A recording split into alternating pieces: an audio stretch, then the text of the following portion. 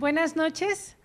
Les damos la más cordial bienvenida, el doctor Luis Dávila y yo, que estamos aquí en la Academia Mexicana de Neurología, a nuestra sesión mensual del mes de mayo. Estamos muy contentos el día de hoy, recibiendo a todos los que ya se han conectado por chat, a todos los que tenemos también ya conectados en la computadora, por la web. Muchas gracias por su participación y a todos los asistentes con las dos sedes que vamos a trabajar el día de hoy. Antes, el doctor Luis también nos va a dar alguna información importante. Buenas noches, Luis. Buenas noches a todos y buenas noches a todos los que se están empezando a conectar o ya están conectados. Cada vez ha tenido una evidente mejor funcionalidad en términos generales, porque fíjense, por ejemplo, en vivo tuvimos 156 asistentes en la reunión de abril, y en chat 70 comentarios, lo cual es muy nutritivo para este tipo de reuniones. Esperamos que hoy rebasemos esa cifra, nos dará mucho gusto, pero la curva ha venido mes tras mes denotándose en una mayor afluencia de conectividad. Recuerden que eso es en vivo y después se pone la sesión en YouTube y ahí hay gente que todavía sigue viendo estas sesiones, tomando incluso información, refrescando sobre los casos clínicos, de tal manera que creo que se está haciendo una aportación académica de muy buena calidad, con una funcionalidad para la gente que puede hacerlo en vivo y para la que lo puede hacer a posteriori.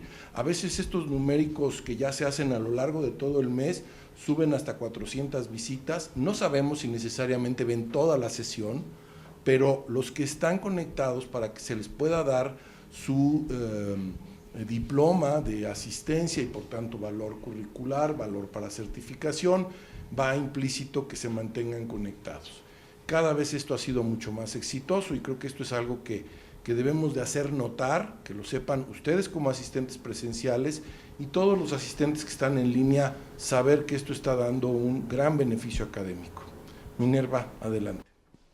Gracias. Bueno, pues el día de hoy vamos a tener un caso de neurología pediátrica, de esos que nos encantan a todos, y tenemos a la sede del Hospital Médico de Alta Especialidad, Hospital General Dr. Gaudencio González Garza, del Centro Médico Nacional de la Raza, participando con el Servicio de Neurología Pediátrica, quienes muy amablemente nos han preparado un caso maravilloso y lo van a presentar el día de hoy bajo la coordinación de la doctora Diana Michelle Cantellana García, la doctora Luz Helena Armejo Chávez, muchas gracias, y los que van a participar presentándolo es el doctor Jesús Antonio Gamboa del Río, residente de primer año, doctor Carlos Ramón Pimentel Negrón, residente de segundo año, y la doctora Daniela Saraí Vargas Gutiérrez, residente de hematología pediátrica. La sede que viene a hacer el análisis y la discusión del caso es el Servicio de Neurología Pediátrica del Hospital General de México, bajo la coordinación de la doctora Rosana Huerta Albarrán, y van a presentar la doctora Albarrán y el doctor Nelson Ramón Coscuy Domínguez. Entrego el inicio de la sesión a los coordinadores de la raza. Esperamos disfrutar mucho la sesión y estamos al pendiente de todos sus comentarios con el chat. Bienvenidos, comenzamos. El día de hoy es un caso que recibimos en el Servicio de Neurología Pediátrica en el Hospital de la Raza. Fue en el 2017 y para presentarlo el caso clínico está el doctor Jesús Antonio Gamboa del Río, que es residente de primer año. Buenas noches a todos. Gracias a los que vinieron aquí presencialmente y a los que nos están sintonizando ya conectados vía internet. Somos del Servicio de Neurología Pediátrica del Centro Médico Nacional La Raza. De parte del doctor Carlos Pimentel y un servidor, agradecemos la oportunidad y la invitación a la doctora Diana Cantellano, a la doctora Luz Armejo y a la doctora Flora Cebada por esta invitación. Vamos a presentar un caso que llegó al Centro Médico Nacional La Raza en el 2017, con fecha de ingreso del 28 de abril del 2017. Es un masculino de 8 años de edad. Él es originario de la Ciudad de México y residente de Nezahualcóyotl, del Estado de México. Él, como antecedentes de importancia, no tiene ninguno para el padecimiento actual. No hay heredofamiliares, no hay perinatales de importancia, ya se les hizo llegar en el caso clínico previamente, Su desarrollo psicomotor ha sido normal hasta la edad. Actualmente cursa el primero de primaria con un adecuado aprovechamiento escolar. Dentro de sus antecedentes personales no patológicos, tenemos una adecuada higiene, una adecuada alimentación, un COMBE negativo. No hay antecedente de contacto con ningún tóxico, su esquema de vacunación está al corriente y está completo para la edad. Es importante resaltar que no hay ninguna aplicación de alguna vacuna reciente al inicio de su padecimiento neurológico. Dentro de los antecedentes personales patológicos, es un niño previamente sano, no hay ningún antecedente de importancia, ni siquiera enfermedades exantemáticas para la edad que ya tiene, de 8 años. En cuanto al padecimiento neurológico, bueno, previamente sano, inicia su padecimiento actual 41 días previos al ingreso a nuestra unidad con una parálisis facial periférica unilateral del lado izquierdo, referida por la familiar como una desviación de la comisura bucal hacia el lado derecho, la cual era notoria al reposo y a la gesticulación, y una incapacidad para la oclusión palpebral ipsilateral del lado izquierdo con epífora. No hubo alteración de la sensibilidad, no hubo alteración del gusto, ni se presentó con hiperacusia. Inicialmente, cuando inició su padecimiento actual, el paciente acudió a valoración con un médico particular, el cual dio manejo como una parálisis facial de Bell, y dio tratamiento con un complejo B y prednisona a dosis de 1 miligramo por kilo, esta administrada durante un periodo de 9 días, en el cual no observó ninguna mejoría. Posteriormente, a los 28 días después de haber iniciado con la parálisis facial izquierda, inicia con una paraparesia braquial. Esta fue de inicio asimétrico, inicialmente fue en el miembro torácico del lado izquierdo. Posteriormente, después de 4 días, tiene la debilidad en el miembro torácico del lado derecho. La temporalidad de esta paraparesia fue persistente, en ningún momento hubo mejoría de la misma, no se acompañó de alteraciones en la sensibilidad, no tuvo alteraciones en la deglución, en la respiración, y no tuvo ninguna clase de dolor, no tuvo dolor cervical o en extremidades. Este es un antecedente importante para el diagnóstico diferencial. Bueno, como les comentaba al inicio, esta paraparesia fue proximal, la cual fue evolucionando hasta postrarse ya de una manera generalizada con un predominio distal. Ahorita vamos a ver la exploración física de cómo se presentó el padecimiento neurológico. Al momento de que ingresa con nosotros a nuestro servicio, fue enviado de su Hospital General de Zona. Él ingresa con nosotros con una evolución de 41 días, con la parálisis facial periférica izquierda y una paraparesia braquial de 13 días de evolución. La exploración física completa se otorgó en el caso clínico previamente. Ahorita vamos a mencionar nada más los datos positivos de la exploración física. En el segundo nervio craneal, lo que encontramos es una agudeza visual 20/25 de manera bilateral. En el séptimo nervio craneal, encontramos una desviación de la comisura labial hacia la derecha, la cual era presente o se observaba a la gesticulación y al reposo, con incapacidad para la oclusión palpebral izquierda, sin alteraciones del gusto. A la exploración física motora, encontramos una fuerza muscular en miembros torácicos, 3/5 a nivel proximal y distal 2/5. En los miembros pélvicos la fuerza estuvo conservada, 5/5. El tono y trofismo sin alteraciones. Encontramos arreflexia bicipital, tricipital y estilo radial. Importante, aquí no encontramos datos de liberación piramidal, un Hoffman y Trommer negativos. El reflejo patelar y aquileo se encontró normal en las extremidades, se encontró normal. Y la respuesta plantar fue flexora bilateral sin datos de liberación piramidal tampoco en extremidades inferiores. Tenemos un peso alto, el paciente se catalogó como en obesidad, tiene un peso de 30 kilogramos, se ubicó dentro de la percentila 90 para la edad, una talla de 1,14 m, el cual estaba en una percentila 10, y el IMC en 23.2, que percentilado para su edad se encontraba por arriba de la percentil 95.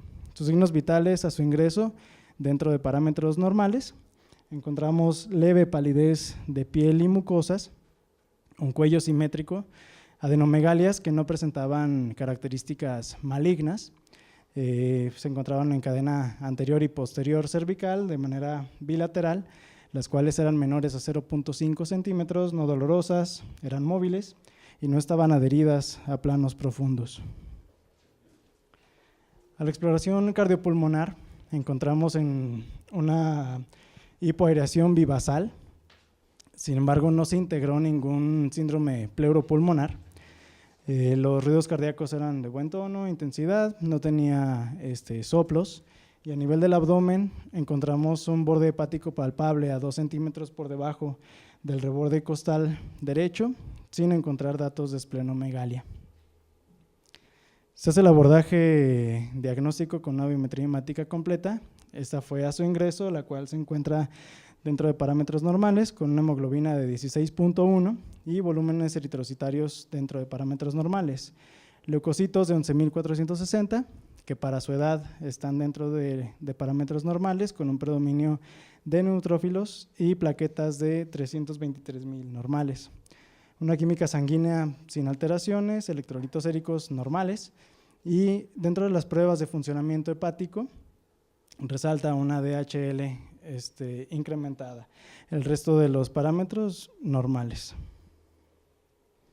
Se realiza punción lumbar en el día más 46, posterior al inicio de la sintomatología neurológica.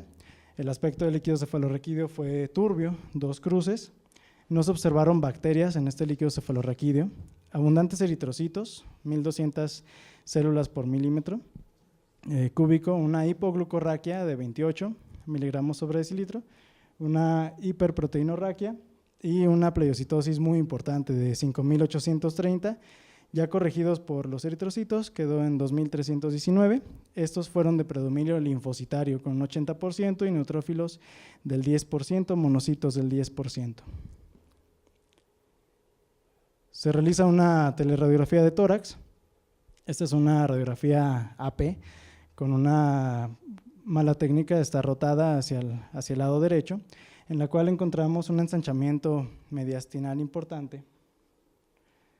También datos de cardiomegalia, los cuales se confundían ante tener un signo de la silueta positivo en el hemitórax izquierdo, y encontramos un patrón retículo macronodular y de llenado alveolar difuso en todo el hemitórax izquierdo.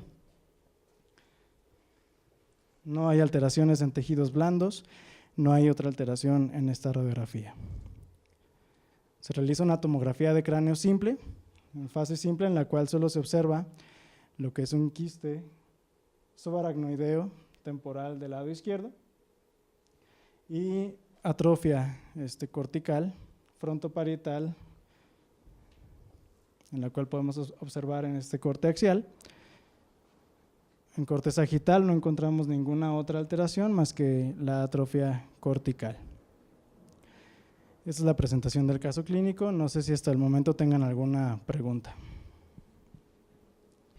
Bueno, buenas noches a todos. Realmente con los datos que tenemos, me imagino que al igual que ustedes nos quedaron como muchas dudas. Sin embargo, hicimos como un esfuerzo de integrar algo con los datos que teníamos. Dentro de esto, finalmente nos queda claro que es un niño de 8 años de edad, previamente sano, no tiene algún antecedente de importancia a nivel neurológico en antecedentes heredofamiliares para el padecimiento actual. De sus personales no patológicos, vemos que tiene convivencia con 2 perros y las inmunizaciones todo el tiempo estuvieron completas. Tampoco se nos especificó, ya nos aclararon como que no había ni siquiera alguna reciente aplicada previo al inicio del padecimiento actual. En cuanto a los antecedentes perinatales, solamente la mamá tuvo alteraciones durante el embarazo a nivel de diabetes mellitus e hipertensión arterial sistémica, cursó con alguna cervicovaginitis, infección de vías urinarias. Sin embargo, no mencionan que hubiera alguna complicación importante. Se nos comenta que el tamiz neonatal fue normal al nacimiento y que de ahí en adelante todos los hitos de su desarrollo los fue adquiriendo de manera adecuada. sin alteraciones en su periodo neonatal y está estudiando actualmente con un buen rendimiento académico. De los personales patológicos, ninguna exantemática reportada y finalmente todo esto nos lleva a que previo al padecimiento actual no había algún antecedente que nos indicara que iba a venir a desarrollarse un cuadro como este. También nos especificaron que no había alteraciones constitucionales, imagino que no había un síndrome de desgaste a lo que se referían y ningún antecedente infeccioso previo, que tampoco, como no teníamos historia si había fiebre, disnea, me imagino también que todo eso no existía porque solo pusimos lo positivo. Con base en eso, vemos que 40 días previos a su ingreso teníamos integrado una parálisis facial periférica izquierda, integrado por una desviación de la comisura bucal a la derecha y con una incapacidad de la oclusión palpeoral izquierda con la consiguiente epífora. Nos tenemos la parálisis periférica que recibió tratamiento solamente 9 días con el complejo B y la prednisona y 13 días previos a su ingreso empieza con una paraparesia, pero empieza del lado izquierdo al nivel de la extremidad superior, sobre todo proximal, y después al lado derecho. Eso quiere decir que no fue al mismo tiempo. Y además también nos comentaron la presencia de reflexia a nivel de la exploración neurológica. Entonces, sugestivo quizá de una neurona motora inferior, más la parálisis facial periférica del lado izquierdo. Hasta ahí en cuanto a lo neurológico, pero encontramos datos de afectación a nivel sistémica. De estos datos de afectación a nivel sistémica, encontramos adenomegalias. Las adenomegalias no eran dolorosas, 0.5 centímetros, eran cervicales, tanto a nivel anterior como posterior, y se nos denotó una hipoaresia bivasal y una radiografía con opacidad.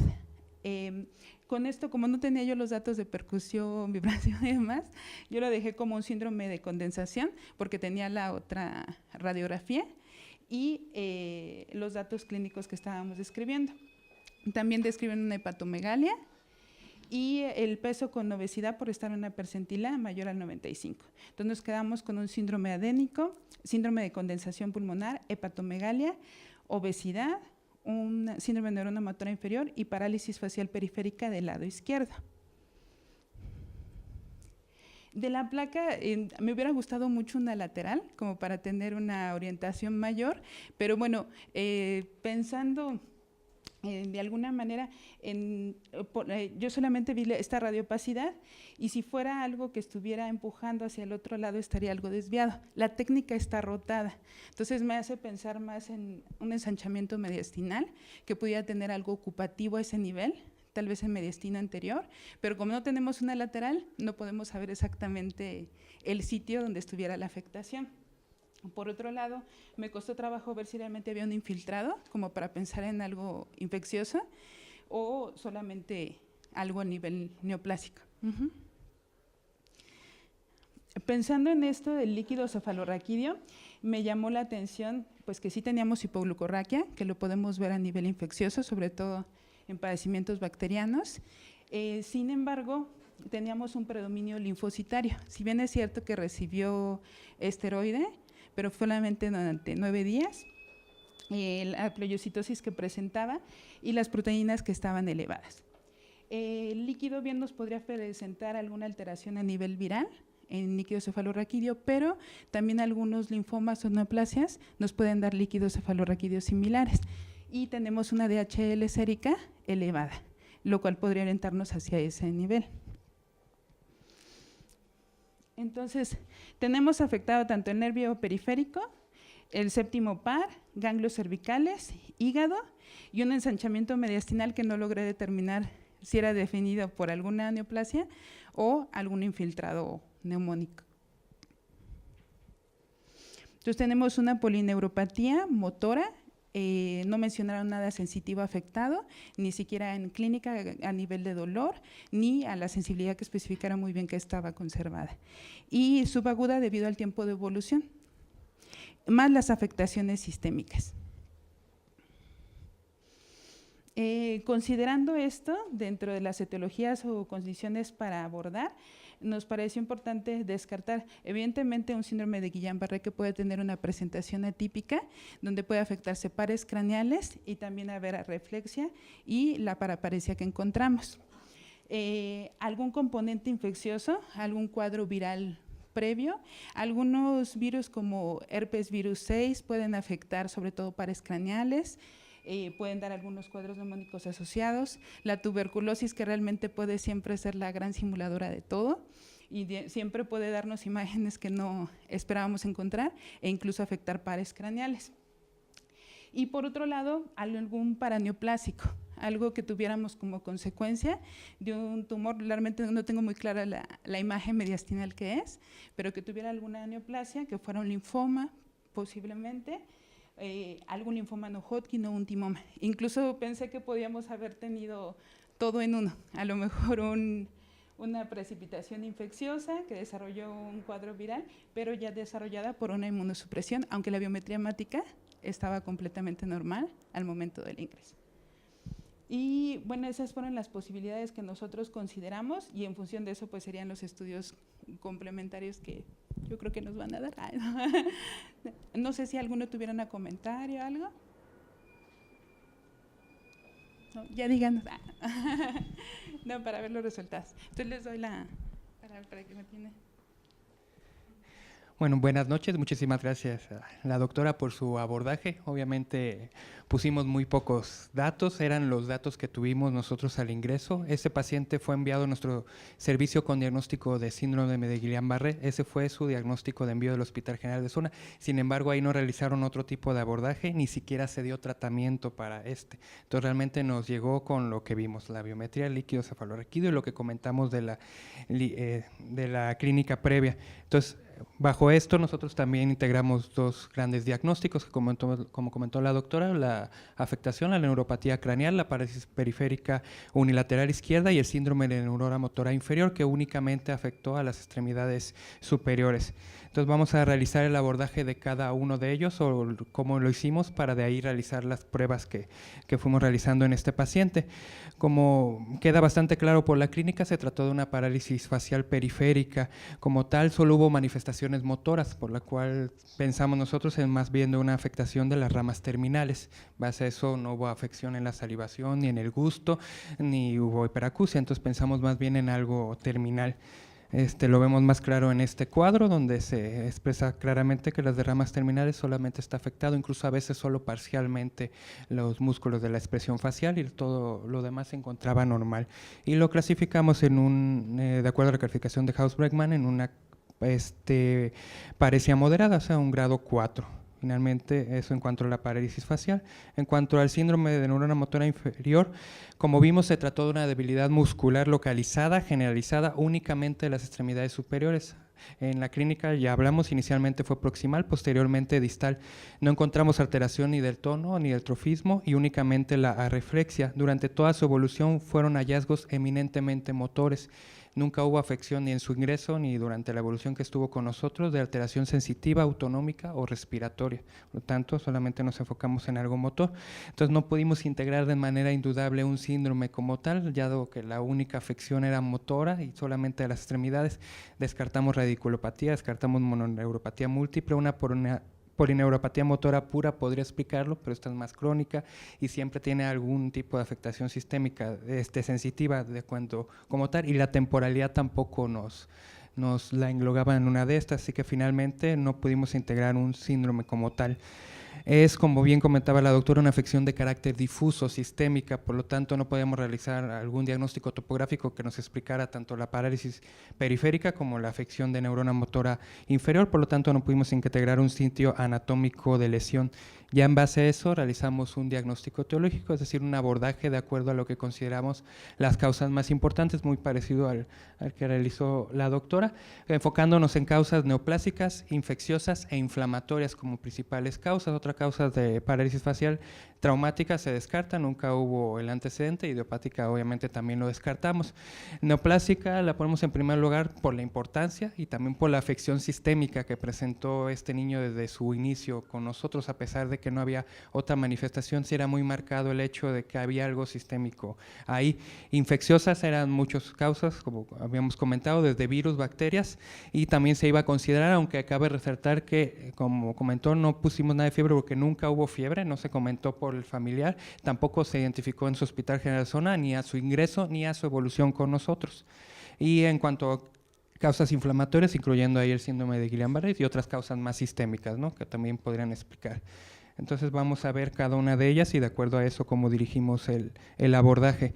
Tumores, causas estructurales son varias, entonces comentar nada más como causas de parálisis facial periférica se encuentra el schwannoma, aunque aquí se relaciona con sordera neurosensorial unilateral progresiva y casi siempre en pediatría relacionada con neurofibromatosis tipo 2. Hemangioma puede producir parálisis facial, pero también se acompaña de sordera y acúfenos. Rabdomiosarcoma es más bien una afección orbitaria que secundariamente produce la parálisis facial. Histiocitosis, que esa se caracteriza por afección más bien sistémica y cuando viene la parálisis facial se debe más bien a lesiones osteolíticas o tumoraciones muy cercanas al nervio y un tumor parotídeo, pero que también nos lo hubiera explicado a la misma exploración, hubiéramos encontrado los datos. Se tenía que descartar finalmente, aunque estas parecían no ser las más parecidas, se incluyeron durante el cuadro. Y otra causa neoplásica importante que consideramos fue la leucemia. La parálisis facial como presentación inicial es rara, pero sí se han reportado una serie de casos y hasta el 68% se ha asociado a parálisis del séptimo nervio, aunque como mencionamos no hubo a su ingreso síntomas constitucionales, ni visceromegalia, ni síndrome hemorrágico o purpúrico, que tampoco apoyaban esta como primera causa. Finalmente, en cuanto a lo infeccioso, consideramos obviamente las causas virales se deberían descartar. Vamos a ver adelante los estudios que se hicieron porque estos podrían explicar tanto la afección motora como la neuropatía craneal. Igualmente las bacterianas, que nosotros nos enfocamos en Mycobacterium tuberculosis, lo vamos a ver más adelante, y en cuanto a Spirochetes, también en la neuroborreliosis nos podría explicar cierta parte de los síntomas que presentaba el paciente, por lo que también se realizó ese abordaje. Se eliminaron opciones como varicela, parotiditis, rubiola, no había el antecedente infeccioso, la vacunación estaba hasta al corriente en el niño, entonces estas no se consideraron como causa, tampoco un cuadro de adenovirus o influenza, porque tampoco hubo un cuadro respiratorio previo al inicio de los síntomas.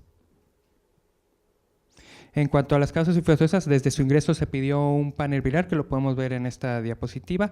Cetomegavirus fue no reactivo, VIH también fue no reactivo, rubiola también. Virus de Epstein-Barr fue positivo para IgG, pero negativo para IgM, lo que nos habla de una infección pasada. Y también se descartó virus de hepatitis B y herpes virus, los cuales también se reportaron como no reactivos. Aquí sí que lo viral se descartó al menos serológicamente. Hablando de la neuroborreliosis, aunque no había un antecedente epidemiológico como tal y tampoco un antecedente infeccioso, bueno, sí nos podría explicar parte de la sintomatología. Sabemos que esta es una enfermedad que puede tener diversas manifestaciones. De hecho, es raro que inicie únicamente con síntomas neurológicos, aunque cuando lo es muy común que el primer síntoma sea una neuropatía craneal y hasta el 75% la afección es del nervio facial. También puede debutar como una meningitis linfocítica, aunque aquí lo más característico es la cefalea. El líquido puede tener pleocitosis, como fue nuestro paciente, pero no en cifras tan elevadas, máximo 200 células. Puede haber hiperproteinorraquia y aquí hay normoglucorraquia, lo cual no coincide con lo que encontramos de hipoglucorraquia. Puede haber meningoradiculitis, lo cual puede explicar la paresia de extremidades, aunque lo característico es que se suele acompañar de dolor muy intenso, muy característico, y en ningún momento el paciente refirió dolor, y puede también dar manifestaciones de una polineuropatía. Finalmente también se realizó este abordaje. En cuanto a otras causas infecciosas, se consideró tuberculosis. Recordemos que los síndromes neurológicos son muy variables, que puede tener múltiples afectaciones en el sistema nervioso central, desde una meningitis tuberculosa hasta un tuberculoma. El líquido no puede explicar, puede haber también pleocitosis, igual no suele ser tan elevada como en nuestro caso, pero se caracteriza también por hiperproteinorraquia e hipoglucorraquia. Así que por estas características, y aunque también no había el antecedente infeccioso, consideremos que México sigue siendo endémico, entonces también se consideró dentro de su valoración. Por último, lo inflamatorio, se tomaron desde su inicio estudios inmunológicos para descartar, lo dejamos como que último lugar, finalmente son enfermedades muy raras, era principalmente descartar anteriormente el otro, consideramos vasculitis púrpura, enfermedad de sarcoidosis y también la neurosarcoidosis. Recordemos que en niños es extremadamente rara, hay reportes de casos mínimos, pero es una inflamación granulomatosa que involucra meninges y nervios craneales. Puede producir linfadenopatía ilear, infiltrado pulmonar, que nos explicaría las afecciones que vimos desde la primera placa inicial, y se acompaña, si sus manifestaciones neurológicas son iniciales de neuropatía craneal, hasta 40% parálisis facial, meningitis, mielopatía o hasta EBC. Eso sí, se reporta mínimo de un 5% de casos que debutan sola únicamente con manifestaciones neurológicas, así que si de por sí es rara, es todavía más raro el inicio como lo presentó este paciente. Se consideró, sin embargo, pues no fue nuestra primera opción. En base a esto realizamos nuestro diagnóstico diferencial con estas causas iniciales. Obviamente lo primero era rescatar algo estructural. Ya vimos que en la tomografía no se veía algún tipo de lesión, entonces pedimos una resonancia magnética. Esta misma resonancia se tomó pocos días después de su ingreso. Aquí vemos imágenes ponderadas en T1. Finalmente el sistema ventricular, adecuada diferenciación entre sustancia gris y sustancia blanca. No se evidenció tampoco otro tipo de lesión estructural. Igualmente en las imágenes ponderadas en T2 no se evidenció alguna enfermedad desmielinizante o alguna otra alteración. Lo único donde sí encontramos alteraciones fue a la inyección del medio de contraste, que son las que vamos a ver a continuación. Vimos afección de varios nervios craneales, entre ellos el nervio sex, que se vio reforzamiento después de la administración de gadolinio, y que vemos aquí ambos nervios faciales, el nervio séptimo, que refuerzan también tras la administración de gadolinio, incluso se ven engrosados, no se deberían ver al menos en esta fase tan claramente. Aunque están los dos, vemos mayor engrosamiento y mayor realce del nervio izquierdo, que nos explicaría pues la sintomatología que tuvo a su inicio. Igualmente vimos un reforzamiento leptomeningio tras la administración del medio de gadolinio. Realmente fue el único hallazgo que tuvimos a la resonancia. Esa es otra fase de supresión grasa que nos marca mejor los nervios. Vemos con más claridad pues, el realce que tiene ambos nervios faciales. No hubo mayor afectación más que ese reforzamiento. Las fases de difusión igual no nos aportaron mayor caso. Se tomó también una resonancia de médula cervical, en la cual tampoco hubo alteraciones estructurales, pero sí se observó nuevamente este reforzamiento leptomeningio tras la administración de medio de contraste. Finalmente con esto pues descartamos una causa estructural como tal causa. Continuamos todos estos estudios se realizaron a su ingreso, fueron apareciendo con nosotros a diferentes días de evolución dependiendo de lo que nos tomaba por laboratorio. Por ejemplo, para neuroborreliosis se realizó estudio de Western blot, IgG para borrelia en líquido cefalorraquídeo. Finalmente se reportó 10 días después de su toma como negativo, con reporte de 0 bandas, por lo que con esto se descartaba completamente esta enfermedad. En cuanto a tuberculosis, se realizó PCR para Mycobacterium tuberculosis en líquido, el cual se reportó negativo, cultivo también para Mycobacterium tuberculosis, el cual se reportó negativo, y la baciloscopía, que también se reportó negativo. Entonces con esto también lo descartamos, e igual durante toda su evolución no hubo fiebre o algún otro dato de respuesta inflamatoria sistémica. Recordamos que había otra enfermedad neoplástica que habíamos considerado que era la leucemia, y hacia acá nos dirigió mucho la evolución clínica que presentó el paciente. El cuadro motor durante toda su evolución con nosotros continuó sin progresión, no hubo mayores manifestaciones, pero la parálisis facial periférica se volvió bilateral 8 días posterior a su ingreso, y hubo cambios en la biometría hemática importante que vamos a ver a continuación. Recordemos la biometría inicial a su motivo de ingreso. Los leucos estaban en 11.460 normales, con plaquetas también dentro de parámetros normales. Para el 2 de mayo del 2017 estos leucos aumentaron hasta 31.940, con leucocitos de 18.540, nos llamó mucho la atención. Igual ese no se correlacionó con algún dato de infección, de respuesta inflamatoria sistémica. Se vuelve a tomar otra muestra el 5 de mayo y esta se reporta con 64.030 leucos. Finalmente con 0 linfocitos, plaquetas habían disminuido hasta 77.000, y este fue tanto el aumento que Hematología Espacial realizó el frotis en sangre periférica y reportaron un blastos de 76%, hasta 48.600. Obviamente con esto ya hicimos interconsulta a hematología, y si vemos durante su evolución continuó este ascenso, el mayor el 8 de mayo con 96.330 leucos y un total de blastos de 83%. Finalmente esos se fueron reduciendo de acuerdo a la evolución y el tratamiento que recibió posteriormente. Con estos hallazgos fue valorado por hematología, quien realizó un aspirado de médula ósea el 6 de mayo. Finalmente, con diagnóstico de leucemia linfoblástica aguda L2 de la FAP, células T. Vamos a explicar un poquito más de eso más adelante. Inicia ventana esteroidea y finalmente inicia tratamiento por parte de este servicio.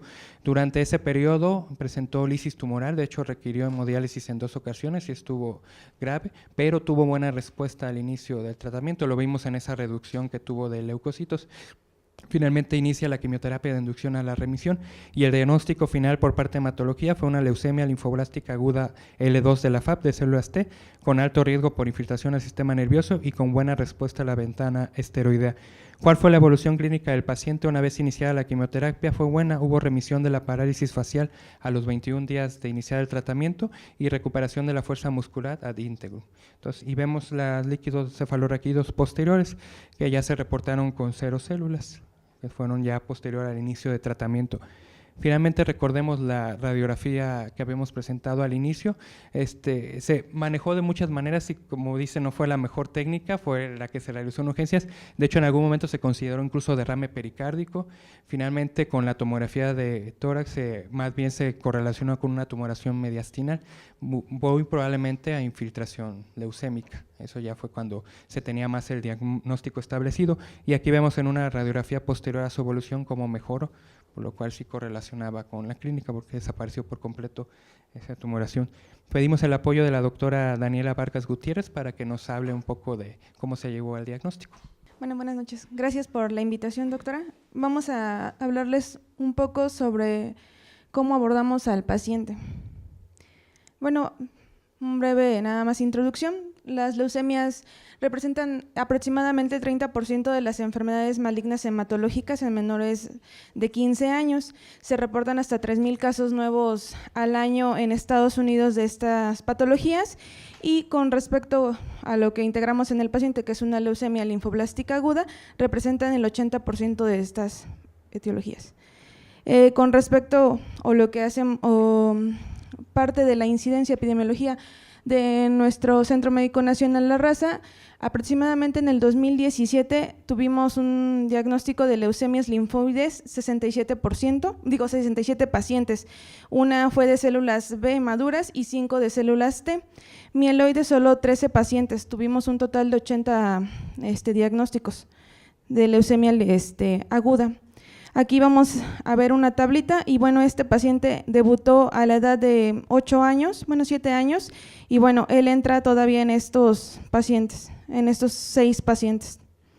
Ay, no sé.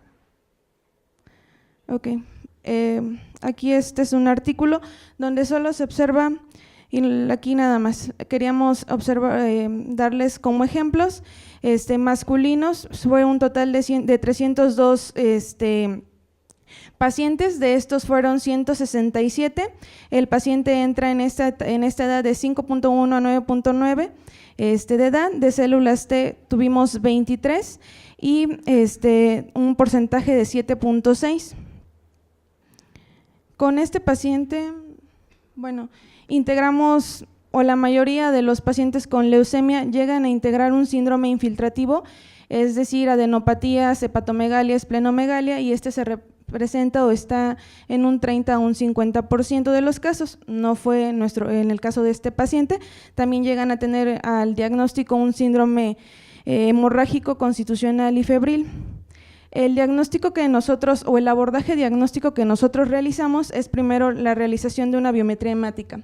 Vamos a ver que estos pacientes llegan a debutar con una anemia normocítica normocrómica, la hiperleucocitosis, que es la presentación de leucocitos mayor de 100,000 al diagnóstico, solo se llega a presentar en un 10%. La mayoría cursa con neutropenia y trombocitopenia.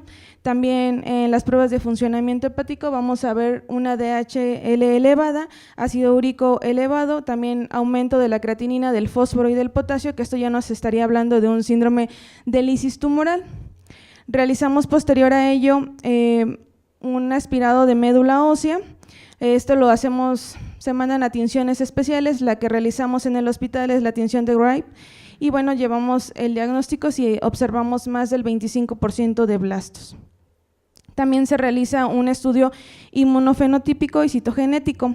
Vamos a ver que con respecto a lo que reporta la literatura, la linfoide de células B se llega a reportar de un 80 a un 85% y de células T de un 10 a un 15%. También el resto llega a ser de estirpe mieloide y bueno, esta la subclasificamos de M0 a M7. Con respecto a lo citogenético, también nos reportan translocaciones, ya sea, estas son algunas, la ETB9, RUNX1, BCR, ABL, ML, y también nos pueden reportar hiper o hiplodipoidías. Con esto nosotros hacemos un diagnóstico integral y le damos un riesgo al paciente. Cabe mencionar que este paciente pues tuvo un riesgo alto, uno fue por la hiperleucocitosis al diagnóstico, el estirpe que es de estirpete, y también la infiltración al sistema nervioso central. Aquí yo encontré que la infiltración al sistema nervioso central se reporta de un 15 a un 20%. A este paciente lo clasificamos como DL2. ¿Por qué fue esta clasificación? Pues bueno, vamos a verlo morfológicamente. L1 es el 90%, L2 se reporta de un 5 a un 15% y L3 de 1 a 2%, pero el L3 es principalmente o se observa al diagnóstico en adultos. Ahorita les voy a enseñar unas imágenes y bueno, esta es la médula ósea del paciente. Nosotros tenemos al microscopio, lo observamos al 10, al 40 y al 100, lo observamos y esta es una visión al 10.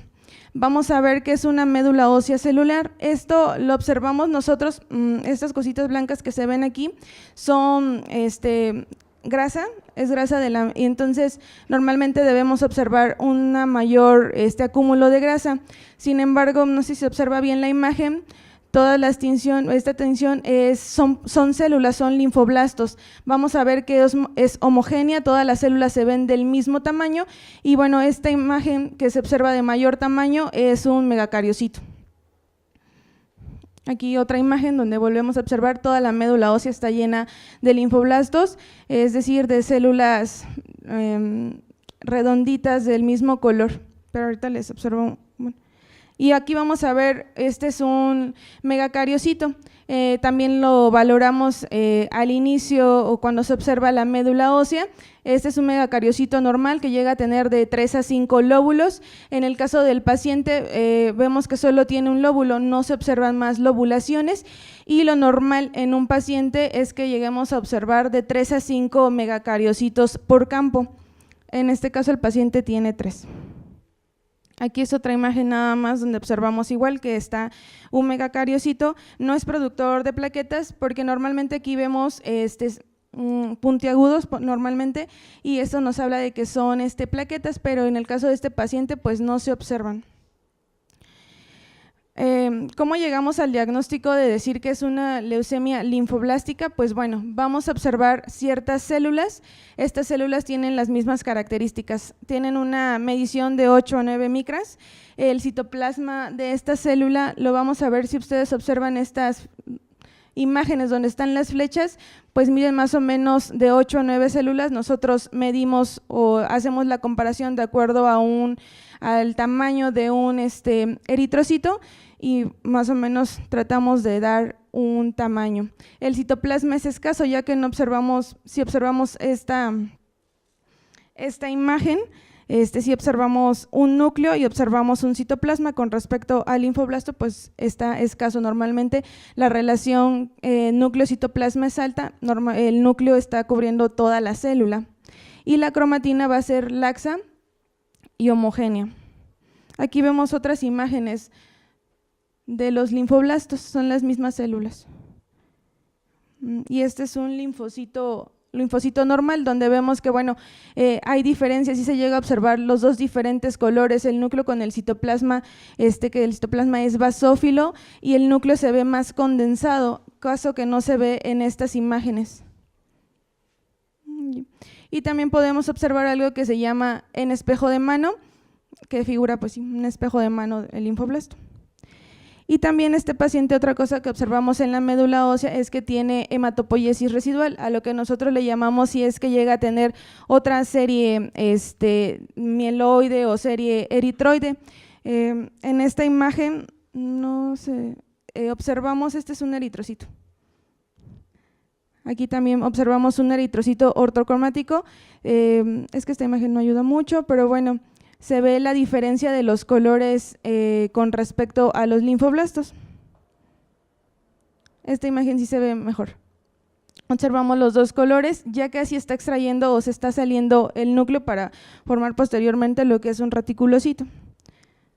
Aquí vemos, también tienen células más grandes, que nos está hablando de la serie mieloide. Estos son eritrocitos iniciales, y vemos un basófilo por aquí, esta célula que se diferencia, que es como anaranjadita el citoplasma. Y bueno, con este paciente, este es su líquido cefalorraquídeo, donde sí observamos nosotros linfoblastos en el líquido cefalorraquídeo. Y nada más, no sé si tengan alguna duda, alguna pregunta. Para cerrar, vamos a dar la revisión de la literatura, de lo que es la afectación del sistema nervioso como presentación inicial de leucemia linfoblástica aguda. Nos llamó la atención este caso, particularmente porque en la literatura hay muy pocos casos reportados de leucemia linfoblástica aguda que hayan debutado con una parálisis facial o que debuten con una infiltración al sistema nervioso central. Sí está bien descrita la afectación al sistema nervioso por las células blásticas, sin embargo ya se describe más como un proceso tardío en lo que es la historia natural de la enfermedad como tal. No como un inicio, no como un síntoma inicial de la leucemia. Encontramos pocos reportes de caso en la bibliografía. Tenemos este caso que es de Berger y Michael, de la revista de Otología y Neurotología del 2016, en la cual se reporta un caso de un masculino de 8 años de edad, el cual cursa con una parálisis facial inicialmente del lado derecho, posteriormente se hace bilateral, pero él tuvo afectación también con otitis y tuvo una mastoiditis. De aquí se afectó la porción del nervio craneal número 7, que se encuentra a este nivel, y posteriormente con el abordaje diagnóstico se llegó a una leucemia linfoblástica aguda. Otro reporte de casos de este artículo de la revista de Neurología Pediátrica del 2002, se reportan 3 casos clínicos, 2 de ellos de 11 meses, masculinos, los cuales debutaron con parálisis facial periférica. En el primer caso fue de manera bilateral, en el segundo fue nada más unilateral, fue parálisis facial periférica derecha. En este se agregó una ataxia troncal. Realmente el caso clínico, el artículo no reporta o no refiere a qué se debió la ataxia troncal. Y la parálisis facial izquierda del tercer caso de un masculino de 6 años, que también debutó con parálisis facial en la leucemia linfoblástica aguda. Cabe resaltar que ninguno de los casos que están reportados ahorita en la literatura ha sido como el que tenemos ahorita en la presentación, con una parálisis facial periférica asociado a una paraparesia. Dentro de la fisiopatología de la infiltración leucémica, tenemos un daño directo de lo que es a nivel meningio. Lo más frecuente es que se afecte o haya una infiltración directa, lo que se va a conocer como una infiltración adherente a lo que son los nervios craneales. También puede haber una infiltración a lo que es la cavidad timpánica o una infiltración a lo que es el hueso temporal. Esto nos va a causar una meningitis neoplásica, la cual va a ser una reacción inflamatoria aséptica causada por infiltración difusa de las células tumorales provenientes de otros órganos, en este caso la sangre. Encontré en la literatura una incidencia del 1 al 10%, la doctora comentó del 5 al 15%, pero como les comento es más a manera tardía en la evolución de la enfermedad. 19% de estas neoplasias tienen involucro leptomeningio, y los mecanismos, van a ser 2 tipos de infiltración. Una de ellas va a ser la difusa, en la cual las células blásticas van a estar flotando en lo que es el líquido cefalorraquídeo, y vamos a tener lo que es la infiltración adherente, una adhesión de estas células malignas directamente a lo que es el sistema nervioso central. Para detectarlo, pues tenemos 2 pruebas, el líquido cefalorraquídeo y la resonancia magnética con contraste, con gadolinio. ¿Cuál va a ser la diferencia o la utilidad de cada una de estas pruebas? Bueno, el líquido cefalorraquídeo va a ser muy importante en lo que es la infiltración difusa. Como les comento, aquí los blastos están flotando en el líquido cefalorraquídeo, de tal manera que cuando incidimos con una punción lumbar, pues las células blásticas van a obtenerse en el tubo de ensayo y de esta manera se va a hacer un examen morfológico directo con una citología convencional o una citometría de flujo, como lo comenta la diapositiva. La resonancia magnética con gadolinio, por su parte, esta va a ser ideal para la detección de lo que es una infiltración adherente, en la cual los blastos difícilmente van a estar flotando en lo que es el líquido cefalorraquídeo y puede darnos un líquido cefalorraquídeo falso negativo. Pero al momento de realizar la resonancia magnética con gadolinio, vamos a detectar lo que son imágenes hiperintensas en esta resonancia magnética ponderadamente 1.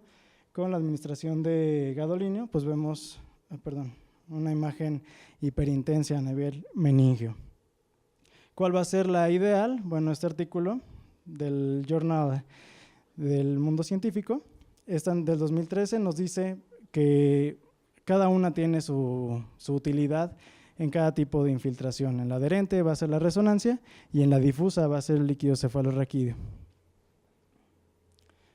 Como conclusión, bueno, el presente caso describe una presentación muy rara. Les comento, la bibliografía lo refiere como extremadamente raro, hay pocos casos reportados, sobre todo en pediatría, de un proceso maligno de alta morbimortalidad y que en el paciente pediátrico tiene alto porcentaje de una buena respuesta. La parálisis facial puede presentarse como un signo cardinal de una leucemia aguda. No estamos diciendo que toda parálisis facial debe o va a ser una leucemia, pero sí tenerlo dentro de los diagnósticos diferenciales, sobre todo cuando ya hemos descartado todos los demás y no tenemos un aclaramiento diagnóstico. Muchas gracias.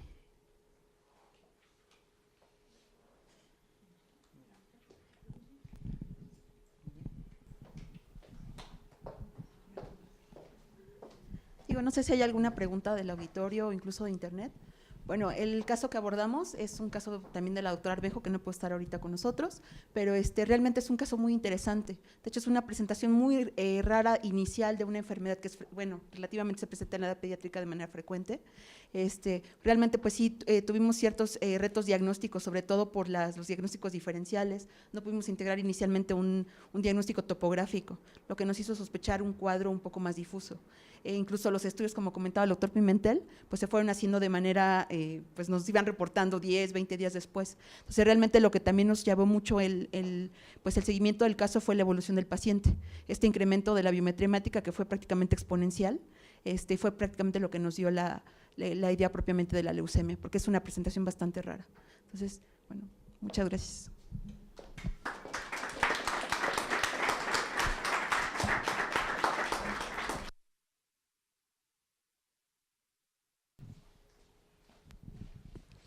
Muchas gracias. Les damos saludos a Bolivia, ¿te acuerdas todos? A ver, aquí el señor que sigue esos números. Nos hicieron favor de conectarse y yo creo que esto nuevamente da un enfoque de la trascendencia que está teniendo la academia. Nicaragua, Perú, Venezuela, Bolivia, Colombia, Ecuador y Guatemala, que estuvieron conectados todo el tiempo. Felicidades. Muchas gracias y agradecemos. La Academia Mexicana de Neurología agradece y otorga la presente constancia a la doctora Diana Michelle Cantellano García por su participación como coordinadora de esta sesión clínico-patológica. Muchísimas gracias. A la doctora Luz Helena Armejo Chávez, se la hacemos llegar por su trabajo en el caso. Al doctor Jesús Antonio Gamboa del Río. Muchas gracias, doctor. Al doctor Carlos Ramón Pimentel Negrón, muchas gracias. Y es el chico que estuvo aquí con el chat llevando el doctor todas las preguntas y los comentarios. A la doctora Daniela Saraí Vargas Gutiérrez. Gracias, doctora. A la doctora Roxana Huerta Albarrán como coordinadora y ponente. Muchísimas gracias. Y al doctor Nelson Ramón Cosquiu Domínguez. Muchísimas gracias a todos por su participación, esperamos que hayan disfrutado muchísimo el caso clínico, como siempre muy interesante, retos que tenemos todos los días y los esperamos en la sesión del próximo mes en junio con un caso de neurología de adultos. Que pasen todos muy buenas noches, hasta la próxima.